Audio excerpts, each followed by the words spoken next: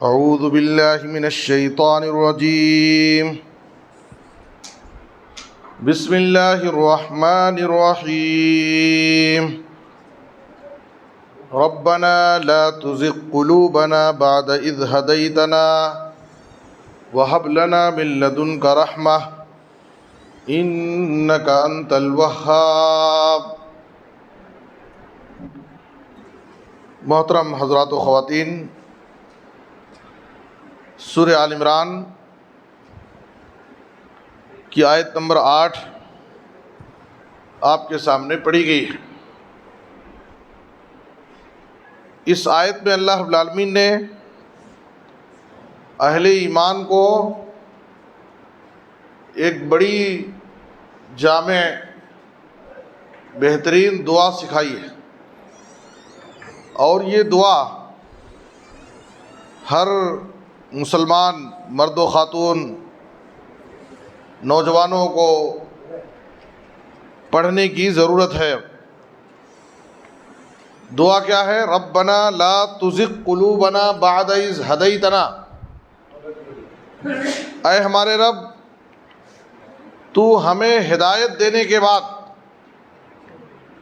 ہمارے دلوں کو ٹیڑھا نہ کر، ہدایت پانے کے بعد پھر ہم کو گمراہ نہ کر۔ انک انت الوہاب، بے شک تو ہی سب کو نوازنے والا، عطا کرنے والا ہے۔ دیکھیے اس دعا میں ہم کیا کرتے ہیں کہ ہدایت کے بعد اے اللہ ہمارے دلوں کو ٹیڑھا نہ کر۔ ایک بار اے اللہ تو نے ہم کو ہدایت دی ہے، اسلام کی ہدایت، کتاب و سنت پر عمل کرنے کی ہدایت، سیدھے راستے پر چلنے کی ہدایت، نیک بننے کی ہدایت۔ پھر اے اللہ تو ہمیں کسی غلط راستے پر، گمراہی کے راستے پر نہ لے جا۔ سنن ترمذی کی ایک حدیث میں ہے، ام المومنین ام سلمہ رضی اللہ تعالیٰ عنہ سے نبی صلی اللہ علیہ وسلم کے بارے میں سوال کیا گیا کہ جب نبی صلی اللہ علیہ وسلم آپ کے پاس ہوتے ہیں تو اکثر کون سی دعا کرتے ہیں؟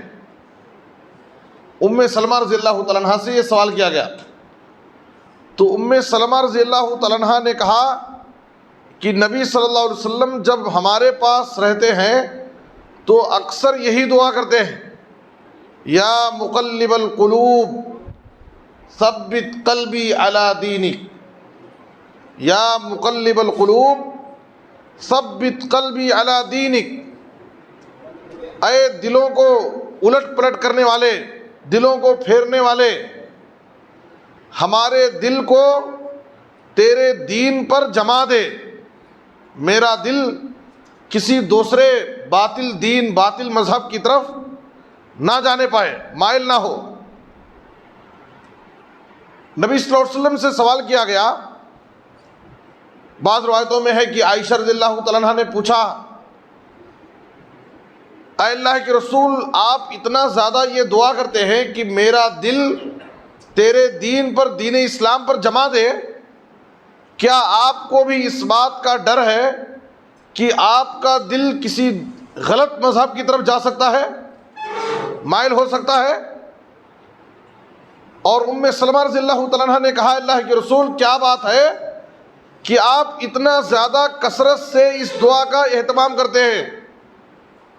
تو نبی صلی اللہ علیہ وسلم نے فرمایا، بندوں کے دل اللہ رب العالمین کی دو انگلیوں کے درمیان ہے، یصرفھا کیف یشاء، اللہ تعالیٰ جیسے چاہتا ہے لوگوں کے دلوں کو پھیر دیتا ہے۔ تو اس لیے نبی صلی اللہ علیہ وسلم اللہ رب العالمین سے ہمارے دل کو دین اسلام پر جمانے کے لیے، ثابت قدمی کے لیے دعائیں کرتے تھے۔ ہم سوچ سکتے ہیں، ہمارے ذہنوں میں ایک شبہ پیدا ہو سکتا ہے کہ آخر ہم تو اللہ رب العالمین کی طرف سے ہمیں اللہ نے ہدایت عطا کی ہے، دین اسلام کی ہدایت، سیدھے راستے پر چلنے کی ہدایت، کتاب و سنت کے طریقے پر چلنے کی اللہ نے ہمیں توفیق دی ہے، پھر کیا ضرورت ہے؟ دیکھیے نبی صلی اللہ علیہ وسلم یہ دعا پڑھتے تھے. قرآن میں اللہ تعالیٰ نے اہل ایمان کے لیے یہ دعا سکھائی ہے کہ ہدایت کے بعد اے اللہ ہمارے دلوں کو ٹیڑھا نہ کر، ہدایت کے بعد سیدھے راستے پر چلانے کے بعد اے اللہ دوبارہ ہمیں گمراہ مت کر، کسی غلط راستے پر مت لے جا. انسان کب بھٹک سکتا ہے، کب گمراہ ہو سکتا ہے، کب غلط راستے پر جا سکتا ہے، کچھ بھی نہیں بول سکتے. بعض ایسے نوجوان، سچا واقعہ، بعض ایسے نوجوان جو باقاعدہ کتاب و سنت پر عمل کرنے والے، لوگوں کو توحید و سنت کی دعوت دینے والے، ہمیشہ نماز روزے کے پابند، مسجد کی خدمت کرنے والے، لوگوں کو دین کی طرف بلانے والے، وہ کچھ سوشل میڈیا کے بہروپیوں کے پیچھے پڑ گئے، انجینئر وغیرہ کے، انجینئر کے بیانات سننے کے عادی ہو گئے. اچھے نوجوان جو باقاعدہ کتاب و سنت پر عمل کرتے تھے، لوگوں کو باقاعدہ سیدھے راستے کی طرف بلاتے تھے، آج ان نوجوانوں کا حال یہ ہے کہ باقاعدہ وہ کتاب و سنت کا انکار کر رہے ہیں، حدیثوں کا انکار کر رہے ہیں، حدیثوں کا مذاق اڑا رہے ہیں. اور اس کی وجہ سے اللہ تعالیٰ نے ان کی زندگیوں کو بھی بالکل تنگی میں ڈال دیا ہے. کئی طرح کے عذابات میں، فتنوں میں، پریشانیوں میں وہ گھرے ہوئے. اس لیے کچھ بھی نہیں کہہ سکتے ہیں کہ کون انسان کب سیدھے راستے سے بھٹک جائے، صراط مستقیم سے منحرف ہو جائے، گمراہی کے راستے پر چلا جائے.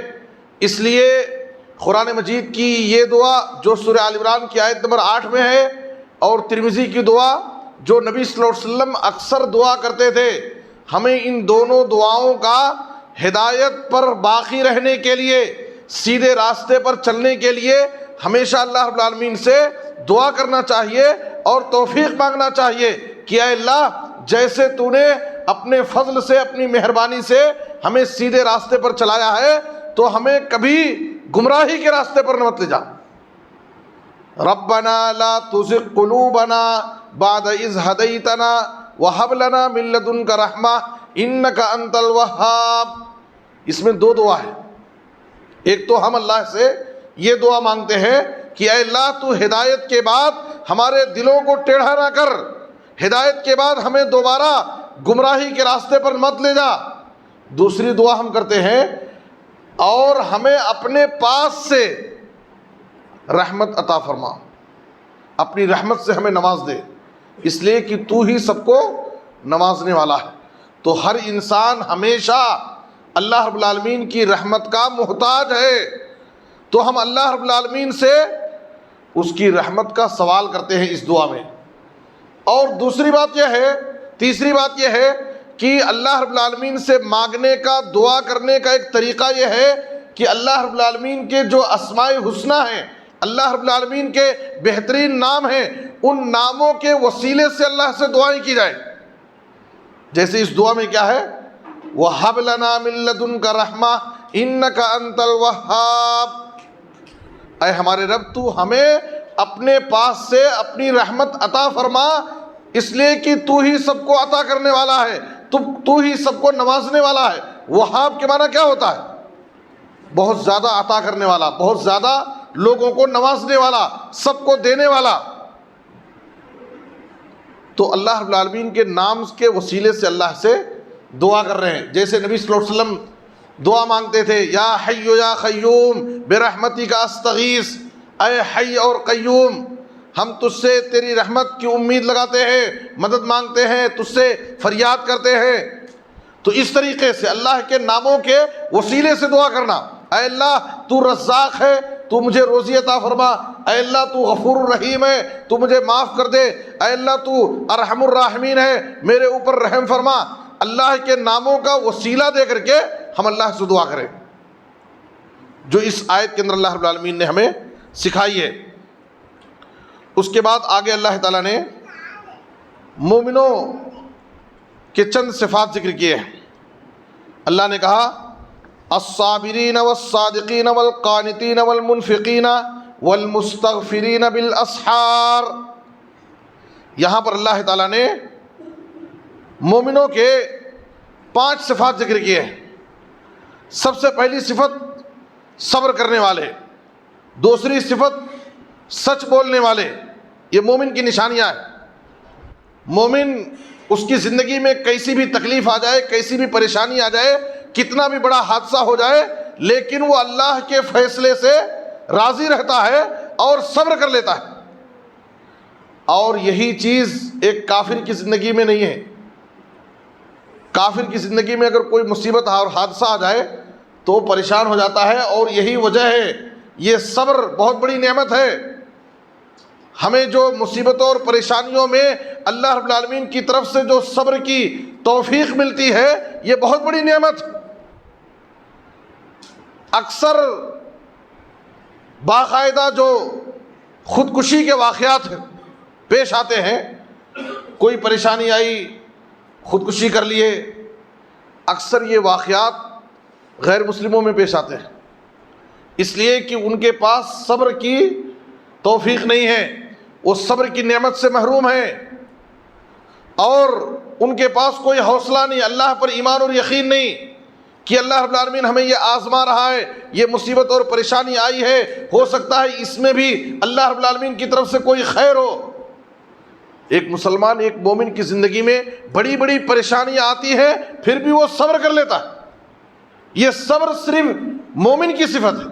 الصابرین والصادقین، سچ بولنے والے، ہمیشہ ہر حال میں کبھی بھی ہم سچائی کو لازم پکڑے۔ اللہ فرماتا ہے یا ایھا الذین آمنوا اتقوا اللہ وکونوا مع الصادقین، اے ایمان والو اللہ سے ڈرو، خود سچ بولو اور سچے لوگوں کا ساتھ دو، سچوں کے ساتھ رہو۔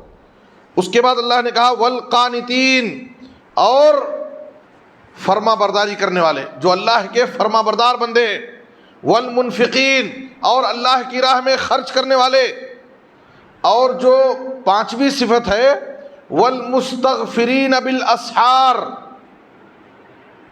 اور وقت سحر، سحر کا وقت جس وقت ہم سحری کرتے ہیں، وقت سحر وہ اللہ رب العالمین سے اپنے گناہوں کی معافی مانگتے ہیں، اللہ رب العالمین سے روتے اور گڑ گڑاتے ہیں، اللہ سے توبہ اور استغفار کرتے ہیں۔ سحری کا وقت یاد رکھیں، خاص طور پر رمضان میں اہل ایمان کے لیے 3 بہترین گھڑیاں ہیں، 3 اہم اوقات ہیں، جن اوقات میں ایک مومن کو اللہ رب العالمین سے کثرت سے دعاؤں کا اہتمام کرنا چاہیے۔ ہماری زندگی کے جو بھی مسائل ہیں، الجھنیں ہیں، پریشانیاں ہیں، وہ اللہ کے سامنے رکھنا چاہیے۔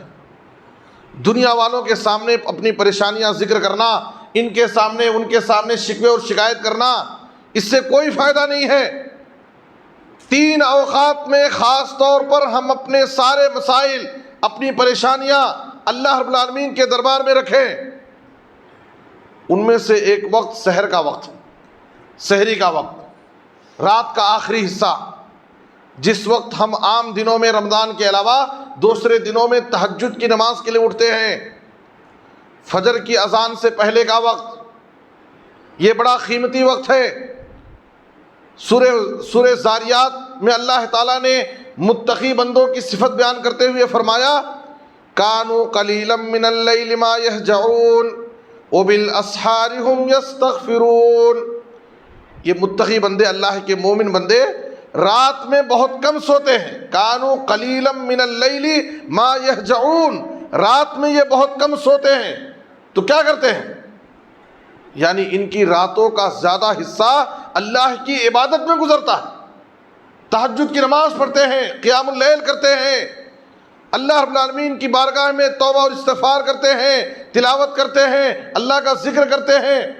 اللہ فرما رہا ہے کہ ان کی رات کا زیادہ حصہ اللہ کی عبادت میں گزرتا ہے، بہت کم سوتے ہیں، اور سحر کے وقت یہ اللہ رب العالمین سے خاص طور پر استغفار کرتے ہیں۔ رات کا زیادہ حصہ اللہ کی عبادت کرتے ہیں اور سحر کے وقت کیا کرتے ہیں؟ اللہ رب العالمین سے استغفار کرتے ہیں۔ یہاں پر غور کرنے کی بات یہ ہے کہ سحر کے وقت اللہ سے استغفار کرنے والے، معافی مانگنے والے، اپنے گناہوں کی بخشش کرانے والے، یہ کون لوگ ہیں؟ یہ وہ لوگ ہیں جن کی رات کا زیادہ حصہ اللہ کی عبادت میں گزر رہا ہے، اس کے باوجود یہ اللہ رب العالمین سے سحر کے وقت اللہ سے توبہ اور استغفار کرتے ہیں، اپنے گناہوں سے معافی مانگتے ہیں۔ وہ لوگ جن کی زندگی کا، جن کے اوقات کا زیادہ حصہ گناہوں میں، اللہ کی نافرمانیوں میں گزرتا ہے، ان کو تو اور زیادہ اللہ رب العالمین سے توبہ اور استغفار کرنا چاہیے۔ تو سحر کا وقت یہ بڑا قیمتی وقت ہے، اس لیے کہ صرف رمضان میں نہیں، سحر کا وقت رات کا آخری حصہ فجر کی اذان سے پہلے آدھا ایک گھنٹہ پہلے اٹھ کر کے اگر کوئی شخص اللہ رب العالمین سے دعا کرے، صحیح بخاری کی حدیث ہے، جناب محمد الرسول اللہ صلی اللہ علیہ وسلم نے فرمایا، ينزل ربنا تبارک و تعالی كل ليلة الى السماء الدنيا حين يبقى ثلث الليل الاخر فيقول من يدعوني فاستجيب له من يسألني فأعطيه من يستغفرني فاغفر له۔ ہر رات، صرف رمضان میں نہیں، ہر رات اللہ تعالی ساتوں آسمان سے اتر کر کے پہلے آسمان دنیا پر آتا ہے، اور اس وقت جب رات کا آخری حصہ سحری کا وقت ہوتا ہے، اللہ رب العالمین نزول فرماتا ہے اور آ کر کے 3 اعلان کرتا ہے، من یدعونی فاستجیب لہ، کون ہے میرے وہ بندے جو اس وقت مجھ سے دعائیں کریں، میں ان کی دعاؤں کو قبول کروں گا۔ اللہ تعالیٰ خود اعلان کرتا ہے بندوں کی دعائیں قبول کرنے کے لیے۔ بڑے خوش نصیب ہیں وہ بندے جو اس وقت اٹھ کر کے اللہ رب العالمین سے دعائیں کرتے ہیں اور اللہ تعالیٰ ان کی دعاؤں کو قبول کر لیتا ہے۔ ہماری زندگی کی بڑی سے بڑی پریشانی، بڑے سے بڑے مسائل، بڑی بڑی الجھنیں سب حل ہو سکتی ہیں۔ ہم اس وقت اٹھ کر کے پورے اخلاص کے ساتھ تنہائی میں بیٹھ کر کے اللہ کو پکاریں، اللہ سے مانگیں، اللہ سے دعائیں کریں۔ اللہ تعالیٰ خود اعلان کرتا ہے، من یدعونی فاستجیب لہ، کون ہے اس وقت جو مجھ سے دعا کرے میں اس کی دعا قبول کروں گا۔ من یسألنی فأعطیہ، کون ہے جو اس وقت مجھ سے سوال کرے، مجھ سے مانگے، میں اس کو نواز دوں گا۔ من یستغفرنی فاغفر لہ، کون ہے جو اس وقت مجھ سے معافی مانگے، میں اسے معاف کر دوں گا۔ کتنا بہترین وقت ہے ہماری دعاؤں، ہماری مرادوں کو پورا کرانے کے لیے، ہماری دعاؤں کی قبولیت کے لیے، ہمارے گناہوں کی بخشش کے لیے۔ سحر کا وقت یہ بڑا قیمتی ہے، لیکن اس وقت اٹھ کر کے اللہ رب العالمین سے دعائیں کرنا، اللہ کو پکارنا، یہ کوئی آسان کام نہیں۔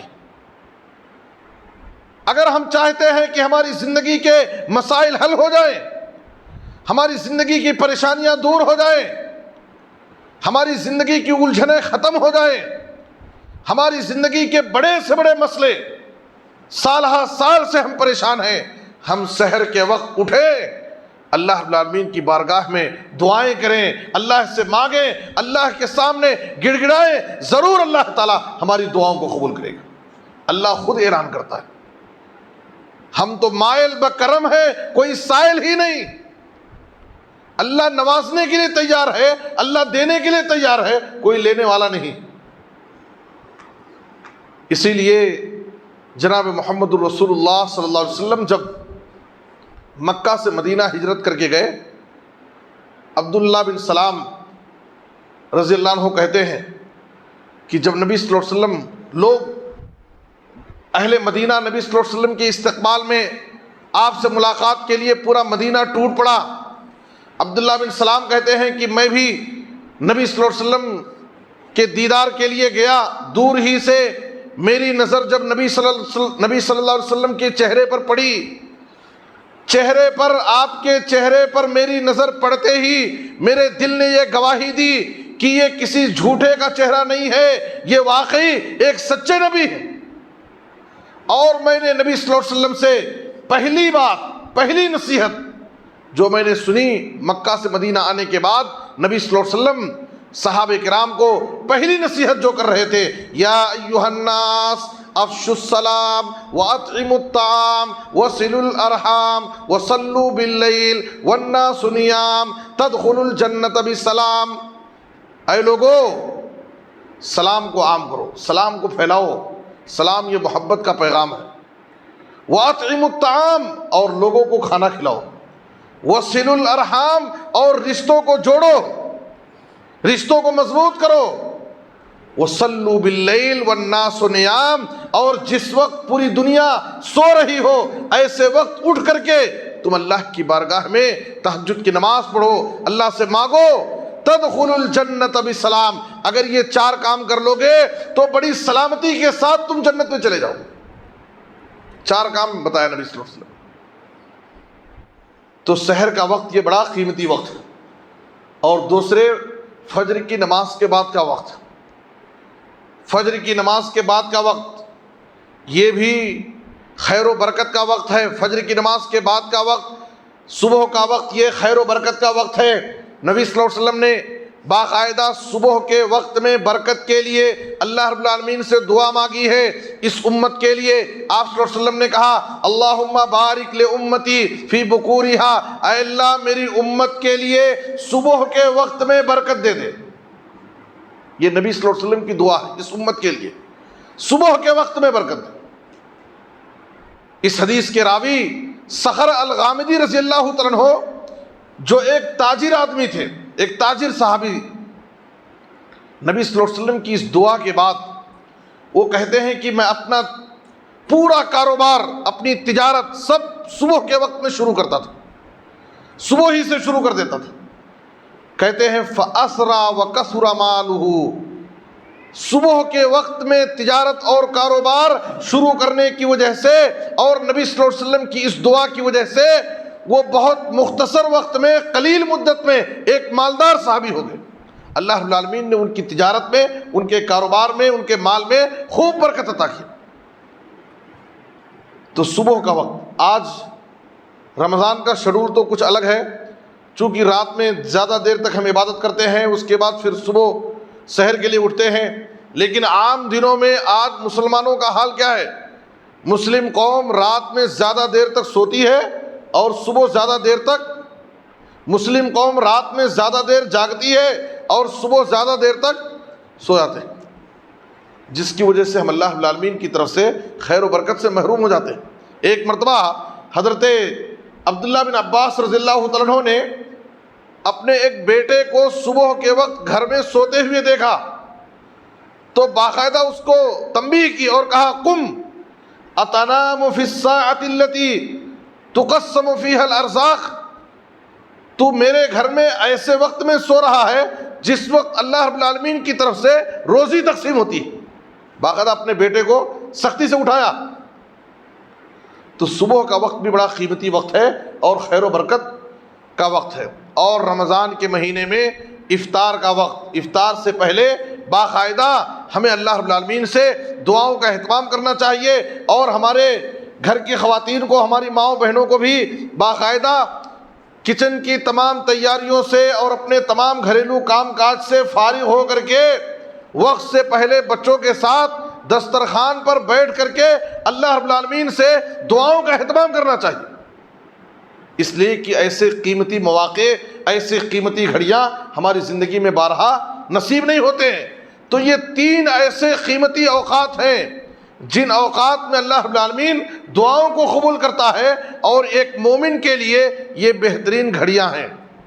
تو والمستغفرین بالاسحار، سحر کے وقت، رات کے آخری حصے میں اللہ رب العالمین سے توبہ اور استغفار کرنے والے، یہ مومنوں کی پہچان ہے۔ اس کے بعد اللہ تعالیٰ نے اس کے بعد ہی کی آیت میں اہل علم کا مقام بیان کیا ہے۔ کیسے؟ شہد اللہ انہ لا الہ الا ہو والملائکۃ واولو العلم قائما بالقسط لا الہ الا هو العزیز الحکیم۔ یہاں پر اللہ تعالیٰ اپنی توحید کی گواہی دے رہا ہے اللہ تعالیٰ اپنی وحدانیت، اپنی توحید کی گواہی دے رہا ہے، اور اپنے ساتھ اللہ تعالیٰ نے فرشتوں کو اور اہل علم کو ملایا۔ دیکھیے اللہ کیا فرما رہا ہے، شہید اللہ انہ لا الہ الا ہو، اللہ تعالیٰ گواہی دے رہا ہے اس بات کی کہ معبود حقیقی، عبادت کے لائق سچا معبود صرف اللہ ہے۔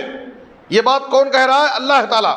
اس کے بعد اور یہی گواہی والملائکہ، فرشتے بھی اس بات کی گواہی دیتے ہیں۔ اس کے بعد وَأُولُو الْعِلْمِ، اور علم والے، اہل علم اس بات کی گواہی دیتے ہیں۔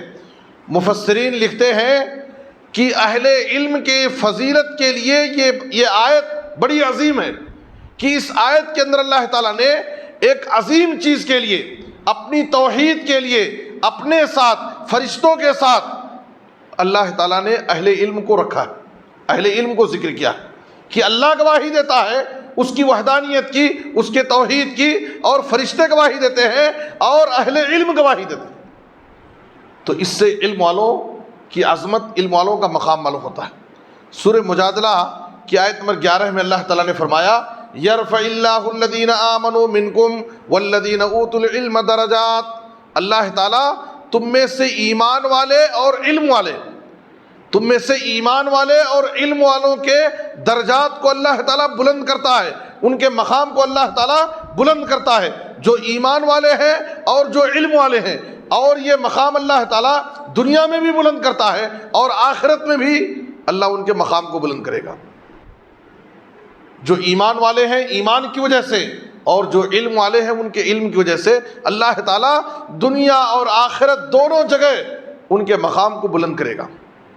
یاد رکھیں، جو کتاب و سنت کے علماء ہیں، جو دین کے علماء ہیں، وہ انبیاء کے وارث ہیں۔ نبی صلی اللہ علیہ وسلم نے فرمایا العلماء ورثۃ الانبیاء، علماء یہ انبیاء کے وارث ہیں۔ وَإِنَّ الْأَنْبِيَاءَ لَمْ يُوَرِّثُوا دِينَارًا وَدِرْهَمًا وَلَا دِرْهَمًا وَإِنَّمَا وَرَّثُوا الْعِلْمَ، اور انبیاء اپنے پیچھے اپنی وراثت میں دینار اور درہم مال چھوڑ کر کے نہیں جاتے۔ انبیاء کی وراثت کیا ہے؟ علم ہے۔ انبیاء اپنے پیچھے علم چھوڑ کر کے گئے۔ ہمارے نبی جناب محمد الرسول اللہ صلی اللہ علیہ وسلم کے بارے میں آتا ہے ما ترک رسول اللہ صلی اللہ علیہ وسلم دینارا ولا درہما ولا شاتا ولا بعیرا، جب اس دنیا سے ہمارے نبی صلی اللہ علیہ وسلم گئے تو اس وقت آپ صلی اللہ علیہ وسلم نے اپنے گھر کے لیے نہ ایک دینار چھوڑا، نہ ایک درہم چھوڑا، نہ ایک بکری آپ کے پاس تھی، نہ کوئی اونٹ تھا، کچھ بھی نہیں تھا آپ کے۔ یہاں تک کہ سیرت نگاروں نے لکھا ہے کہ آپ جس دن آپ صلی اللہ علیہ وسلم کی وفات ہوئی، اس رات آپ کے گھر میں چراغ جلانے کے لیے چراغ میں تیل بھی نہیں تھا۔ عائشہ رضی اللہ تعالیٰ عنہا نے اپنے پڑوسن سے تیل ادھار لیا چراغ جلانے کے لیے۔ تو نبی صلی اللہ علیہ وسلم نے اپنے پیچھے مال نہیں چھوڑا، بلکہ اپنے پیچھے نبی صلی اللہ علیہ وسلم نے وراثت میں علم چھوڑا۔ یہ جو ہم علم حاصل کرتے ہیں، مسجدوں کے دروس میں بیٹھ کر کے آپ جو بیٹھ کر کے علم حاصل کر رہے ہیں، دین کو سیکھ رہے ہیں، نصیحت کی باتوں کو سیکھ رہے ہیں، یہ نبی صلی اللہ علیہ وسلم کی میراث ہے۔ یہ میراث نبی ہے، یہی نبی کی میراث ہے کہ ہم جو علم حاصل کر رہے ہیں دین کا۔ ایک مرتبہ حضرت ابو ہریرہ رضی اللہ تعالیٰ عنہ مدینہ کے بازار سے گزر رہے تھے، دیکھا کہ مدینہ کے بازار میں لوگ بھیڑ لگائے، کھڑے ہو گئے بازار کے کنارے اور کہا کہ تم لوگ یہاں بازار میں بھیڑ لگائے ہو اور وہاں پر نبی کی میراث تقسیم ہو رہی ہے۔ میراث سنتے ہی، پراپرٹی، جائیداد، میراث سنتے ہی لوگ متوجہ ہو گئے اور کہا کہ ابو ہریرہ کہاں میراث تقسیم ہو رہی ہے؟ کہا کہ دیکھو مسجد نبوی میں میراث تقسیم ہو رہی ہے، نبی کی میراث۔ فوراً سنتے ہی سب بازار سے چھوڑ کر کے بھاگ کر کے مسجد نبی میں پہنچے۔ مسجد نبی میں اندر داخل ہوئے، سب ادھر ادھر دیکھ رہے ہیں، کہیں بھی کوئی میراث تقسیم نہیں ہو رہی ہے۔ تھوڑی دیر وہاں پر رہے، ابو ہریرہ رضی اللہ عنہ وہیں پر کھڑے رہے۔ یہ صحیح الترغیب کی حدیث ہے۔ یہ صحابہ بھاگ کر کے پھر واپس بازار میں آئے، دیکھا کہ ابو ہریرہ رضی اللہ عنہ وہیں پر کھڑے ہیں۔ ابو ہریرہ رضی اللہ عنہ نے کہا کہ تم لوگ واپس کیوں چلے آئے؟ کہا کہ وہاں پر تو کوئی میراث تقسیم نہیں ہو رہی ہے. تو کہا کہ تم نے مسجد میں کچھ نہیں دیکھا؟ تو کہا کہ ہم نے مسجد میں دیکھا جھانک کر کے. کہا کیا دیکھے؟ کہا رأینا قوما یصلون وقوما یقرؤون القرآن وقوما یتذاکرون الحلال والحرام. ہم نے مسجد میں جھانک کر کے دیکھا تو ایک طرف کچھ لوگ نفل نمازیں پڑھ رہے ہیں، اور کچھ لوگوں کو دیکھا تو قرآن مجید کی تلاوت کر رہے ہیں، اور کچھ لوگوں کو دیکھا کہ حلقہ بنا ہوا ہے اور وہ لوگ حلال اور حرام کے مسائل سیکھ رہے ہیں. درس چل رہا ہے، یتذاکرون الحلال والحرام، درس چل رہا ہے، حلقہ بنا ہوا ہے اور لوگ حلال و حرام کے مسئلے سیکھ رہے ہیں. ابو ہریرہ رضی اللہ تعالیٰ عنہ نے کہا وَيْحَكُمْ فَذَاكَ مِيرَاثُ مُحَمَّدٍ صلی اللہ علیہ وسلم.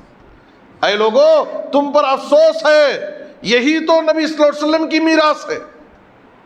نبی کی میراث کوئی پراپرٹی نہیں ہے، کوئی مال اور جائیداد نہیں ہے. نبی کی میراث یہ علم ہے. تو ہم جو دروس میں حلقات میں بیٹھ کر کے کتاب و سنت کی بات سیکھتے ہیں، دین سیکھتے ہیں، یہ نبی صلی اللہ علیہ وسلم کی حقیقی میراث ہے. اور ایسے حلقوں کا اور دین سیکھنے کی بڑی فضیلت ہے. اس لیے کبھی بھی کتاب و سنت کے جو علماء ہیں، مخلص علماء، دین کے جو علماء ہیں، ان کا بہت بڑا مقام ہے. یہ وارثین انبیاء ہیں، ان کا احترام بہت ضروری ہے.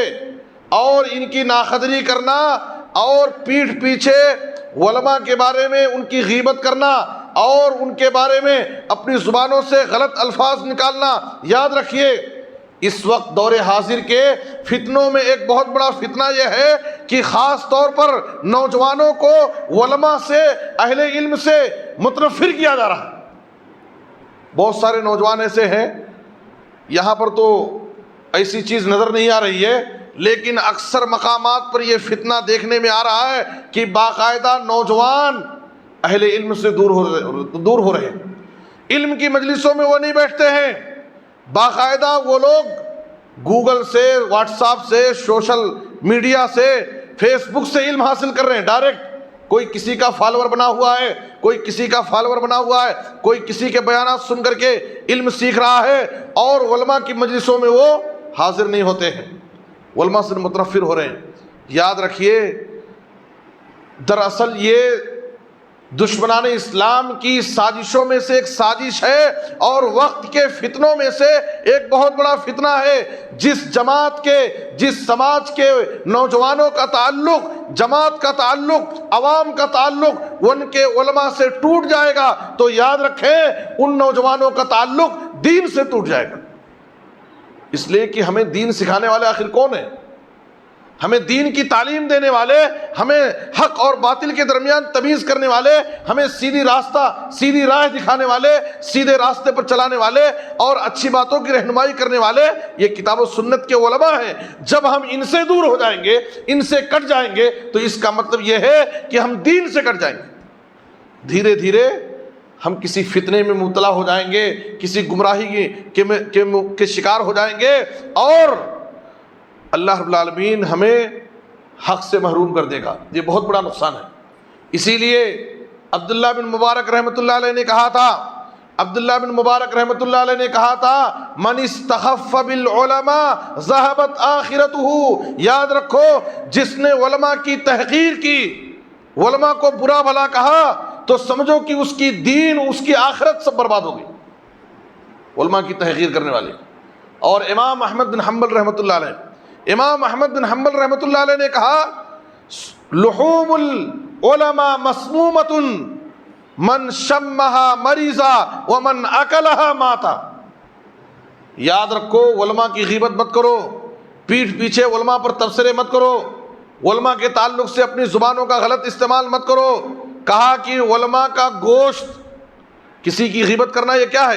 اپنے مردار بھائی کا گوشت کھانا ہے. اب امام احمد بن حنبل کہتے ہیں علماء کا گوشت یہ بہت زہر آلود ہے، اگر کوئی اسے سونگھے گا تو بیمار ہو جائے گا، اور اگر اس کو کھا لیا تو مر جائے گا.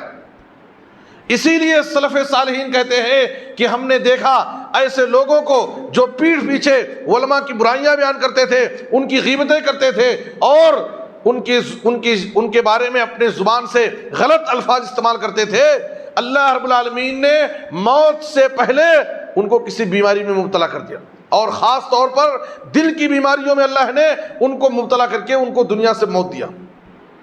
تو میں عرض یہ کرنا چاہتا ہوں کہ یہ وارثین انبیاء جو مستند علماء ہیں، کتاب و سنت کے علماء ہیں، ہم ان سے جڑیں اور دینی مجلسوں سے جڑیں، اہل علم سے قریب ہوں، اس لیے کہ فتنوں کے دور میں خاص طور پر علم اور اہل علم کی مجلسوں سے جڑنا بہت ضروری ہے، تاکہ ہم سیدھے راستے پر قائم رہیں۔ امام حسن بصری رحمۃ اللہ علیہ نے کہا تھا کہ الفتنۃ اذا اقبلت، جب فتنہ آتا ہے عرفہا کل عالم، تو علماء اس فتنے کو جلدی بھانپ لیتے ہیں، فوراً پہچان لیتے ہیں کہ یہ فتنہ ہے، دور حاضر کا یہ فتنہ ہے، اور خود اس سے بچتے ہیں اور اپنی عوام کو، اپنی جماعت کو، اپنے نوجوانوں کو اس سے بچانے کی کوشش کرتے ہیں۔